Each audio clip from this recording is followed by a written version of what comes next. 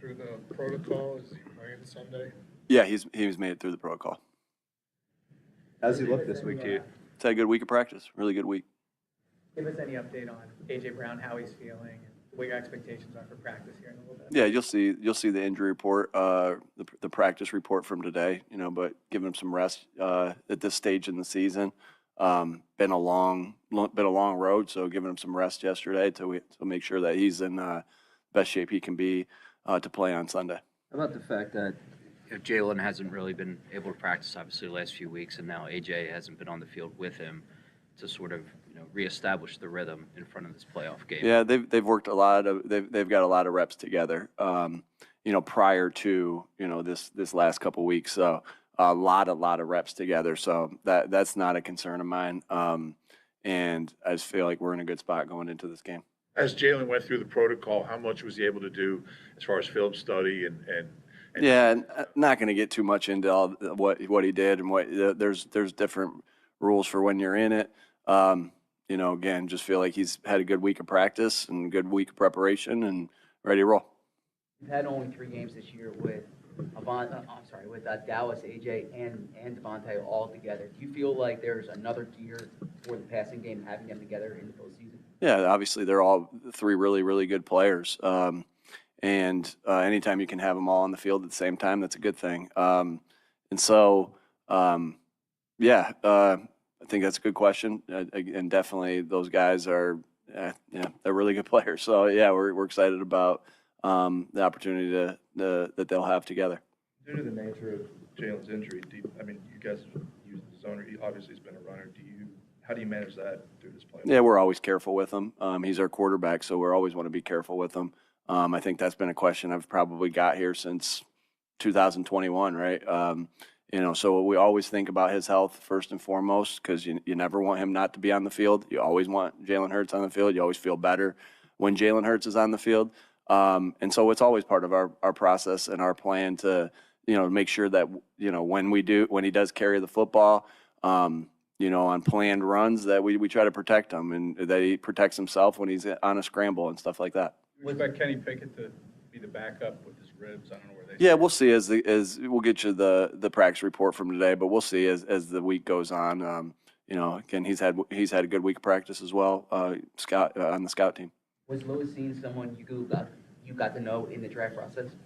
Yeah, obviously, Howie and his staff do such a good job of getting, all the information on guys. You get so many opportunities to talk to these guys.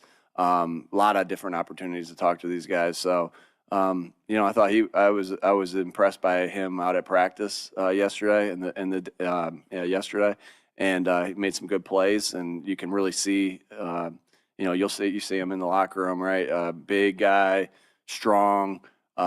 Great size and really fast when I was watching him on some teams yesterday. So excited that he's here.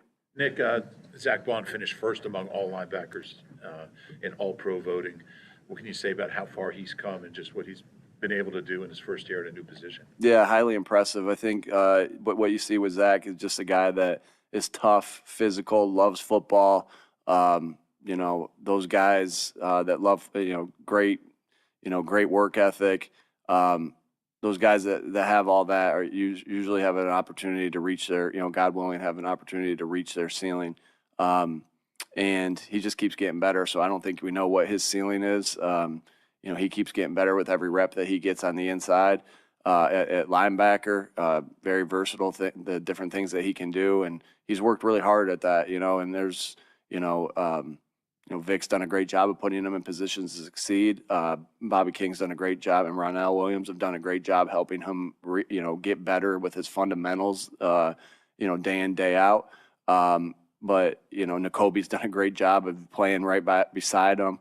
Can't be great without the greatness of others. So the defensive line have done a good job allowing him to run and make plays by the way they take on blocks. That entire group. So again, it takes everybody, but all the credit goes to, and most of the credit goes to Zach because he just went out there and done it, and played at a very high level for the entire year. I'm proud of him and proud of all the things that he's accomplished. This first year as an Eagle.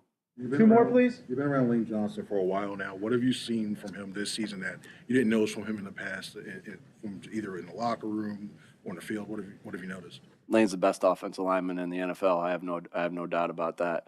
I think, but you said new. I've known Lane's been the best lineman in the best offensive lineman in the NFL from the moment I got here, and all the things like Lane. I think Lane's a phenomenal leader. He's always talking and helping out the younger guys, and always, very, very just when the scout team is giving him very not complimentary, it's not the word, but just so thankful for the scout team that they help him get better as a football player. I love the connection he has with his teammates and the offensive linemen. And so I guess you just, every time you have an opportunity to be around Lane and watch him play, I can't tell you how many times I'm watching the tape and I'm like, man, this guy's one of the best football players in the world. This guy's the best offensive lineman in the world. Like, I can't tell you how many times I've watched a pass protection and said that to myself, or paused it and said it to the offensive staff when we're watching tape together, because he does things that are so like crazy athletic, and for how big he is. Like, one thing I like to say to some of the guys on offensive staff too is, like, when you watch him move his feet in pass pro and like get his hands on a guy, but just how he moves his feet, I go, if you guys think you could score one bucket on Lane Johnson in basketball, you are dead wrong. He would lock you up. I don't care how many points you average in high school. He's the best offensive lineman in the world, and I have no doubt in my mind about that. I love him. I love everything that he brings to this football team as a player, as a leader, as a person. He's a great teammate, but I keep going back to, best offensive lineman in the world. Last one. We don't want to lose him, but as he prepares for interviews, what would make Kellen Moore a good head coach? I think Kellen is very detailed in everything that he does. Very smart. Has a great, played at a very high level, has done this at a very high level, so can relate to the players and that aspect. Puts the guys in good positions to succeed. Can lead men. Is a good leader of men. As I get to sit here and watch him, install the offense, just you can see that, and you can say, man, he'd be great in front of the team. He's in front of the offense right now, but man, he'd be great in front of the entire team, inspiring the team, getting his message across to the team, coaching football to the team, coaching the ins and outs of football. Just can't say enough good things about what he's done here as our coordinator, how much I think of him as a play caller and offensive coordinator. I think of him very highly as a person. Got great man of character, and everything that he stands for. I think he'd be I should temper my. He'd be a great head coach. I have no doubt in my mind. He will be a great head coach.